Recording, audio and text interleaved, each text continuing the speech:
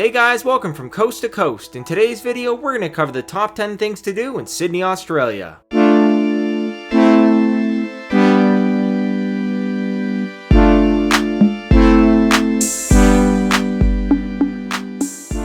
Most people have a bucket list that usually includes their dream travel destinations. While my personal list might have been short, it surprisingly revolved around the US. That was until I had the opportunity to visit Sydney, Australia. Not knowing much about the city at the time made me a bit apprehensive, but after doing further research I discovered that the Emerald City had a lot to offer, coupled with the fact that I was able to get round-trip airfare from the US for just under $800. For anyone that's familiar with current prices knows that was a great deal. Although the cost of airfare is just the beginning, you'll likely need to find a place to stay during your trip. If you've never been before, I highly recommend staying for at least 2 weeks to fully experience the city, especially when you consider the time it takes to get there. Depending on where you're flying from, it can be upwards of 20 hours one way. As with any travel destination, you have the option of staying in a hotel or an Airbnb. Personally, I prefer the Airbnb for the cost savings and additional amenities. While it may be tempting to stay in one of Sydney's beautiful beaches, I suggest staying in a more centralized location, like Darling Harbour or an area close to Circular Quay. This will make it much easier to get around the city with Sydney's public transportation system. Now that you have a better idea of where to stay, let's dive into the list of the top 10 things to do in Sydney, Australia. Starting off the list with a walk through the Royal Botanic Garden located at Farm Cove at the eastern fringe of the Sydney Central Business District known as the CBD. Believe it or not, it's the oldest botanic garden in Australia, home to an outstanding collection of more than 27,000 plants from around the world. While you're in the area, the next activity on the list is a guided tour of the Sydney Opera House. The tours run daily between 9 a.m. and 5 p.m. and take approximately